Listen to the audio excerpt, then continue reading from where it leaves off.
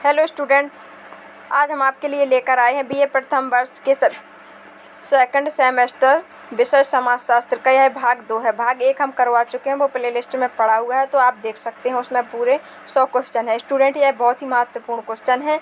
इन्हीं क्वेश्चनों में से आपके पेपर में क्वेश्चन आएंगे, तो यह हम आपको गारंटी देते हैं। तो चलिए अपने क्वेश्चनों की ओर चलते हैं। क्वेश्चन नंबर 101, बैरिंगटन मूर ने कृषक आंदोलनों के कितने कारण बताए हैं? 4 कारण बताए हैं। क्वेश्चन नंबर 102, एरिक बुल्क ने कृषक आंदोलनों के कारणों को मुख्य रूप से कितने वर्गों में विभाजित किया है? 3 वर्गों में विभाजित किया है। क्वेश्चन नंबर 103, भारतीय समाज में कृषक आंदोलनों के प्रमुख आधारों पर शामिल रहा है। आ, खेती से संबंधित वस्तुओं के मूल्य में वृद्धि। बा, महाजनों द्वारा दिया जाने वाला शोषण। सा में बंधुआ मजदूरी। दा, उपर्युक्त सभी। इसमें उपर्युक्त सभी है। दा नंबर का ऑप्शन सही है। क्वेश्चन नंबर 104, तेलंगाना में हुए कृषक आंदोलन कब तक चला? वर्ष 1950 ईस्वी तक चला। क्वेश्चन नंबर 105, स्वतंत्रता प्राप्ति के पश्चात किसान सभा द्वारा चलाए गए आंदोलनों में शामिल है। महाराष्ट्र का बिरली विद्रोह, आंध्र में भूमिहीन श्रमिकों को बेकार पड़ी भूमि पर बसाने के लिए चलाया गया आंदोलन, तमिलनाडु में कृषि श्रमिकों के लिए दैनिक मजदूरी बढ़ाने हेतु किया गया आंदोलन। उपर्युक्त सभी।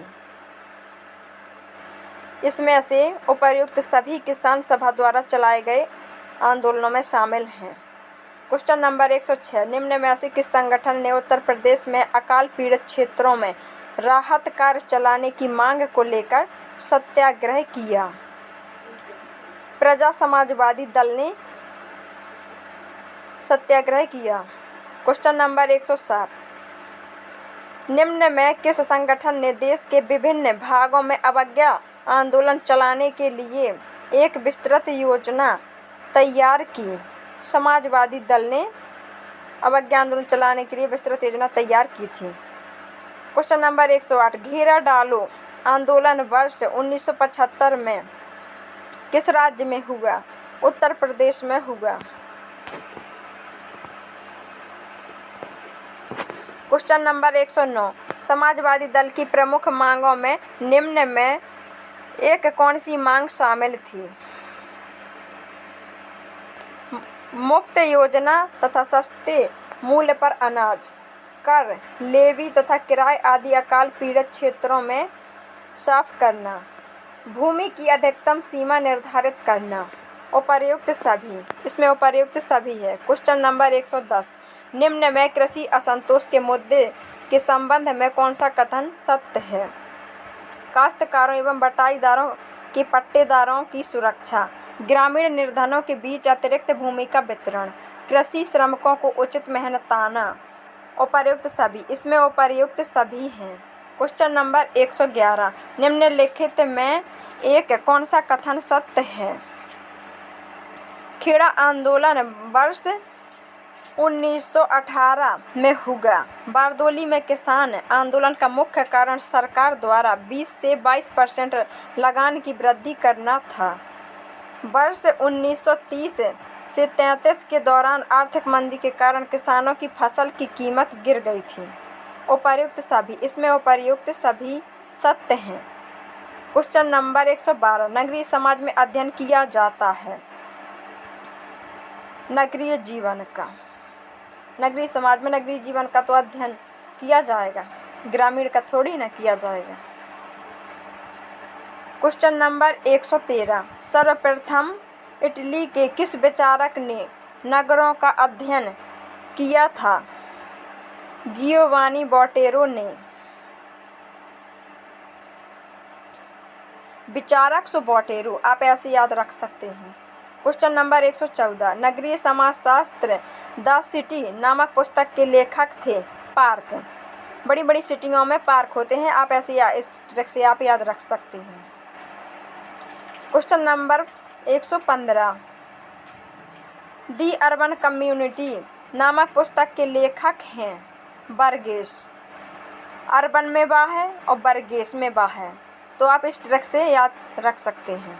क्वेश्चन नंबर 116, नगरीय समाजशास्त्र में कस्बों एवं नगरों में समाज और जीवन के ढंग का अध्ययन किया जाता है। नगरीय समाज पर यह किस विद्वान की परिभाषा है? यह एंडरसन की परिभाषा है। क्वेश्चन नंबर 117, नगरीय समाजशास्त्र नगर जीवन और समस्याओं का विशिष्ट अध्ययन है, किस विद्वान का कथन है? हाफ बाऊ का कथन है।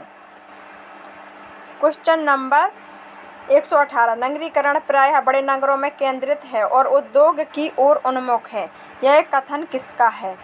नेल्सन एंडरसन का है। ना से नगरीकरण और ना से नेल्सन। इस ट्रिक से आप याद रख सकते हैं इसको। क्वेश्चन नंबर 119, किस विद्वान के अनुसार ग्रामीण क्षेत्रों के नगरीय क्षेत्रों में परिवर्तन होने की प्रक्रिया का नाम ही नगरीकरण है? बर्गल विद्वान के अनुसार। क्वेश्चन नंबर 120, निम्न में से एक कौन नगरीकरण की विशेषताओं में शामिल है? सामाजिक गतिशीलता, सामाजिक विभेदीकरण, जनसंख्या की अधिकता, ये सभी। इसमें से ये सभी हैं। क्वेश्चन नंबर 121, निम्नलिखित में से कौन सी एक नगरीकरण की समस्या है? विघटन की समस्या, प्रव्रजन की समस्या, विवाह के रूप में परिवर्तन, ये सभी। इसमें ये सभी समस्याएं नगरीकरण की समस्या में आती हैं। क्वेश्चन नंबर 122, निम्न में से एक कौन प्राचीन समय में ही नगर के रूप में स्थित था? उज्जैन, कन्नौज, नालंदा, ये तीनों थे नगर के रूप में स्थित। क्वेश्चन नंबर 123, भारत में निम्न में से कौन सा प्रभाव नगरीकरण के प्रभाव के रूप में दृष्टिगोचर होता है? राजनीतिक, सामाजिक, आर्थिक। यह दृष्टिगोचर के प्रभाव के रूप में, नगरीकरण के प्रभाव के रूप में होता है। क्वेश्चन नंबर 124, किस विद्वान ने कहा कि नगरीयता जीवन का एक ढंग है? नेल्सन एंडरसन ने कहा है। इसमें भी नगरीयता आ गया है, तो ना से नगरीयता हो गई और ना से नेल्सन हो गया, तो इस ट्रिक से आप इसको याद रख सकते हैं। क्वेश्चन नंबर 125, निम्नलिखित में से कौन सी नगरीयता की विशेषता नहीं है? कृषि की बहुलता। कृषि सिर्फ ग्रामीण में की जाती है, नगरों में नहीं की जाती है। क्वेश्चन नंबर 126, किस विद्वान के अनुसार नगरीय जीवन में स्थिरता का अभाव होता है? लुईस बर्थ के अनुसार।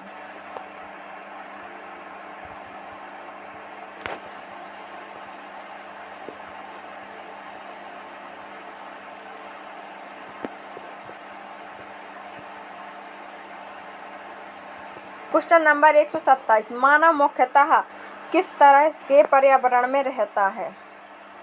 मानव दो तरह के पर्यावरण में रहता है। क्वेश्चन नंबर 128, किस विद्वान का मत है कि नगरीय जीवन की सर्वमान्य विशेषताओं का वर्णन करना एक कठिन कार्य है? मैकाइवर एवं पेज का मानना है। क्वेश्चन नंबर 129, किसके माध्यम से नगरीय जीवन को व्यक्त किया जाता है? नगरवाद के अंतर्गत नगरीय जीवन को व्यक्त किया जाता है। ना से नगरवाद, ना से नगरीय जीवन। ये रही इसकी ट्रिक।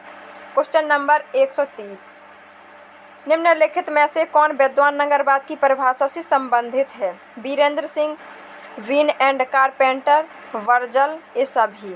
क्वेश्चन नंबर 131, निम्नलिखित में किस विद्वान ने नगरीकरण को एक प्रक्रिया के रूप में और नगरवाद को एक दशा के रूप में या परिस्थितियों के पुंज के रूप में वर्णित किया है?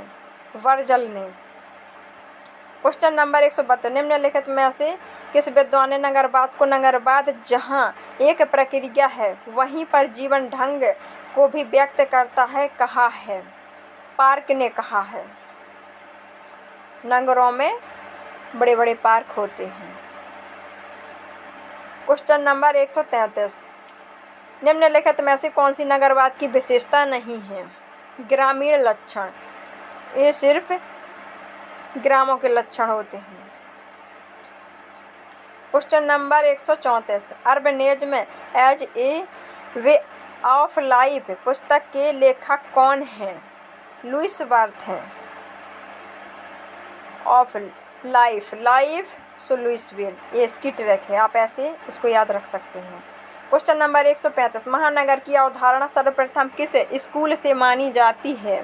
शिकागो स्कूल से मानी जाती है। शिकागो स्कूल में सर्वप्रथम शिक्षा दी गई थी। क्वेश्चन नंबर 136, किस विद्वान ने राज्य की दृष्टिकोण से महानगर की परिभाषा दी? बर्गल ने महानगर की परिभाषा दी। क्वेश्चन नंबर 137, किस विद्वान ने महानगर को भीड़ भाड़ वाला वह स्थान बताया जहां पर लोग एक दूसरे से अनभिज्ञ होते हैं? यह परिभाषा दी लुईस वर्थ ने। क्वेश्चन नंबर 138, जनसंख्या के दृष्टिकोण से महानगर की जनसंख्या मानी गई है 1 लाख से 10 लाख तक। क्वेश्चन नंबर 139, किस संस्था ने महानगरों को उच्च शहरीकरण नगरों के रूप में वर्णित किया? OECD ने। क्वेश्चन नंबर 140, महानगरीय क्षेत्रों को कितने पक्षों के आधार पर माना जाता है? 4 पक्ष के आधार पर माना जाता है। क्वेश्चन नंबर 141, यूरोपीय देशों में महानगरों को किस आधार पर परिभाषित किया है? स्थानिक आधार पर किया है। क्वेश्चन नंबर 142, फ्रीडमैन ने महानगर के कितने कार्यों की चर्चा की? 3 कार्यों की चर्चा की। क्वेश्चन नंबर 143, किस भारतीय समाजशास्त्री ने जनसांख्यिकी आंकड़ों के आधार पर महानगरों के विकास की चर्चा की? दीपांकर गुप्ता ने की। क्वेश्चन नंबर 144, 2001 की जनगणना के अनुसार 10 लाख से अधिक जनसंख्या वाले शहरों का प्रतिशत कितना था? 68.7% था। क्वेश्चन नंबर 145, 2001 की जनगणना के अनुसार 10 लाख से अधिक जनसंख्या वाले शहरों का प्रतिशत कितना था? 42.6%।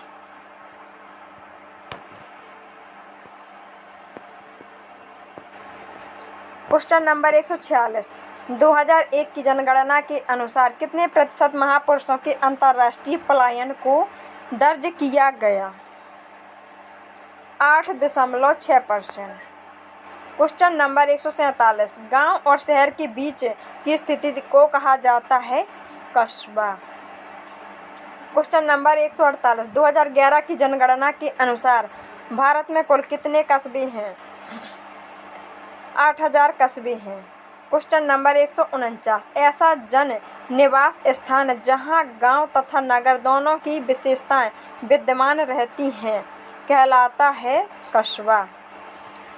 क्वेश्चन नंबर 150, किस विद्वान ने कस्बे में नगरपालिका का होना अनिवार्य बताया है? बर्गल ने बताया है।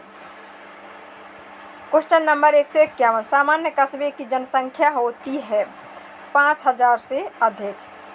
क्वेश्चन नंबर 152, वह क्षेत्र जहाँ की 50% से अधिक जनसंख्या गैर कृषि कार्य से जुड़ी होती है उसे शहर कहते हैं। क्वेश्चन नंबर 153, किस समाजशास्त्री को शहरी समाजशास्त्र का जनक कहा जाता है? रॉबर्ट पार्क को कहा जाता है। क्वेश्चन नंबर 154, रॉबर्ट पार्क किस देश के समाजशास्त्री थे? अमेरिका के समाजशास्त्री थे। Question number 155, the urban community नामक पुस्तक के लेखक बर्गेस और पार्क थे।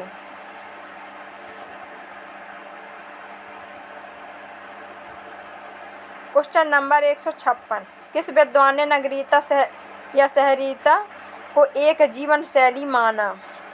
लुईस वर्थ ने माना।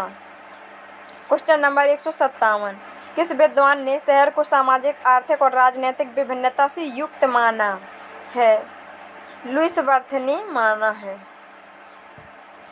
क्वेश्चन नंबर 158, किस विद्वान ने शहर की परिभाषा में जनसंख्या घनत्व को 1000 व्यक्तियों से अधिक होने पर बल दिया है? विलकॉक्स ने। क्वेश्चन नंबर 159, यह कथन किसका है कि शहर की प्रकृति आकृषि हर प्रकार की होती है? समाजशास्त्र कोश। क्वेश्चन नंबर 160, किस विद्वान ने अपनी पुस्तक द कल्चर ऑफ सिटीज में शहरों के उत्थान एवं पतन की अवस्थाओं की चर्चा की है? लेविस ममफोर्ड ने। क्वेश्चन नंबर 161, लेविस ममफोर्ड ने शहरों के पतन के कितने चरण की व्याख्या की है? 6 चरण की व्याख्या की है। क्वेश्चन नंबर 162, ममफोर्ड के अनुसार शहरीकरण का प्रथम चरण होता है इयोपोलिस। क्वेश्चन नंबर 163, ममफोर्ड के अनुसार शहरीकरण का अंतिम चरण होता है नेक्रोपोलिस। क्वेश्चन नंबर 164, हॉस्लिट्ज ने नगरों को कितने भागों में विभाजित किया है? 2 भागों में विभाजित किया है। क्वेश्चन नंबर 165, ग्राम्य नगरीकरण की अवधारणा किस विद्वान ने दी? सीजे गाल्पिन ने दी। गासिक ग्राम्य नगरीकरण और गासिक गाल्पिन, इस ट्रिक से आप याद रख सकते हैं।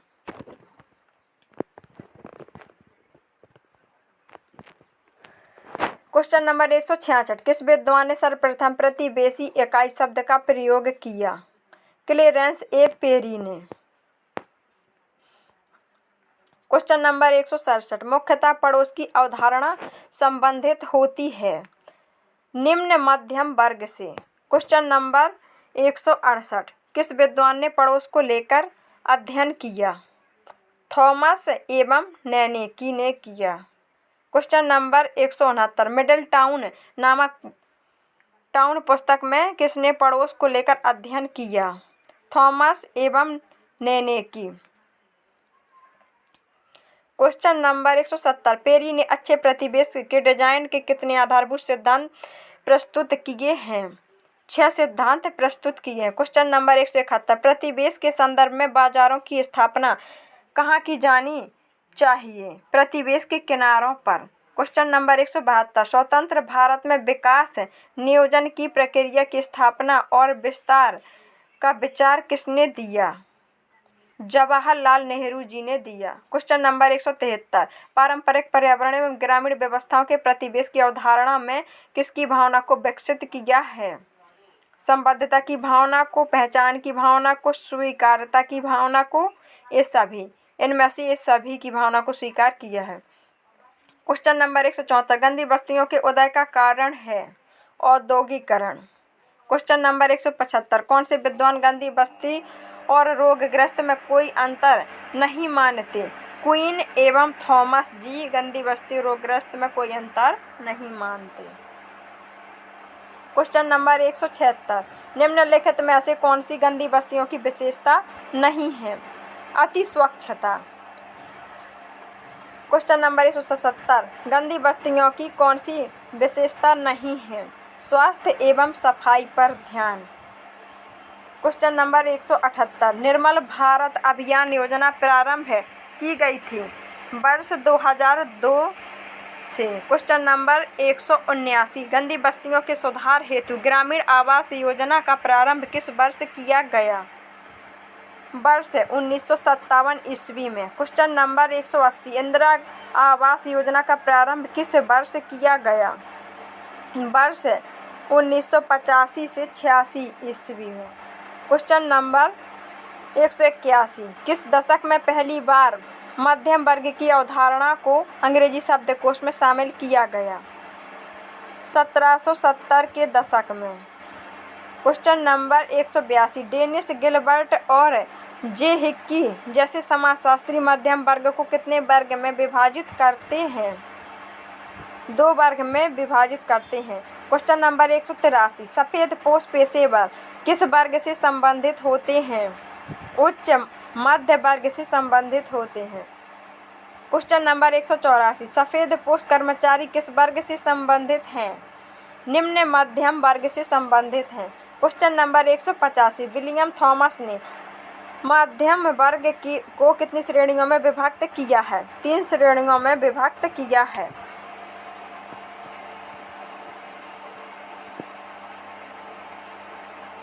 क्वेश्चन नंबर 186, मध्यम वर्ग को लेकर वर्ग मॉडल किस समाजशास्त्री ने प्रस्तुत किया था? विलियम थॉमस ने किया था। क्वेश्चन नंबर 187, गेटेड कम्युनिटी सामान्यतः संबंधित होती है नगरीय आवासीय परिसर से। क्वेश्चन नंबर 188, गेटेड समुदाय की अवधारणा का प्रारंभ कब हुआ? 90 के दशक में हुआ। क्वेश्चन नंबर 189, गेटेड समुदाय का संबंध होता है संपन्न नागरिकों से। Question number 190, in city of wall caldera में वर्णन किया गया है गेटेड समुदाय का। गेटेड सो कैडेड मान लो कैल्डेरा, इससे आप ट्रिक बना सकते हैं। क्वेश्चन नंबर 191, सामाजिक आर्थिक बेहतरी के अवसर सीमित होने से नगरों में कौन सी स्थिति पैदा होती है? नगरीय आंदोलन और हिंसा। क्वेश्चन नंबर 192, कौन से विद्वान नगरीय हिंसा से संबंधित हैं? शेपर और ह्यूज। क्वेश्चन नंबर 193, हिंसा को कितनी श्रेणी में बांटा गया है? हिंसा को 5 श्रेणी में बांटा गया। क्वेश्चन नंबर 194, 1976 में संविधान की प्रस्तावना में राष्ट्रीय एकता के साथ कौन सा शब्द जोड़ा गया? अखंडता का शब्द जोड़ा गया। इसका कहते हैं कि अखंड राष्ट्रीय एकता, इस हिसाब से आप याद इसको रख सकते हैं। Question number 195, people of India के लेखक कौन हैं? रिजले हैं। क्वेश्चन नंबर 196, निम्नलिखित में से कौन सी प्रजाति है? नीग्रेटो। क्वेश्चन नंबर 197, किस विद्वान ने भारत को प्रजातियों का अजायब घर कहा है? रिजले ने अजायब घर कहा है। क्वेश्चन नंबर 198, बांग्ला किस भाषाई परिवार की भाषा है? इंडो यूरोपियन की भाषा है। क्वेश्चन नंबर 199, भारत की राष्ट्रभाषा कौन सी है? हिंदी है भारत की राष्ट्रभाषा, ये सबको पता है। क्वेश्चन नंबर 200, निम्नलिखित में से कौन सा वर्ण है? क्षत्रिय वर्ण है। क्वेश्चन नंबर 201, मनु ने कर्म के कितने भेद किए हैं? 3 भेद किए हैं मनु ने कर्म के। क्वेश्चन नंबर 202, वर्ण व्यवस्था का आधारभूत उद्देश्य समाज का किस प्रकार का विभाजन करना है? कार्यात्मक विभाजन। क्वेश्चन नंबर 203, संविधान की 8वीं अनुसूची में कितनी भाषाओं को मान्यता प्रदान की गई है? 22 भाषाओं को 8वीं सूची के अंतर्गत रखा गया है। क्वेश्चन नंबर 204, निम्नलिखित में से किसने भारत विद्या शास्त्रीय परिप्रेक्ष्य को अपनाया? घुरिये तथा ड्यूमो दोनों ने अपनाया। क्वेश्चन नंबर 205, किस विद्वान ने भारतीय समाज के अध्ययन हेतु संरचनात्मक प्रक्रियात्मक परिप्रेक्ष्य को अपनाया? M.N. श्रीनिवास ने अपनाया। स्टूडेंट, ये हो गए हमारे पूरे 205 क्वेश्चन। इसके बाद के क्वेश्चन हम भाग 3 में कल आपको देंगे। स्टूडेंट, हमारा वीडियो आपको अच्छा लगे तो वीडियो को लाइक और चैनल को सब्सक्राइब ज़रूर करना। Thank you.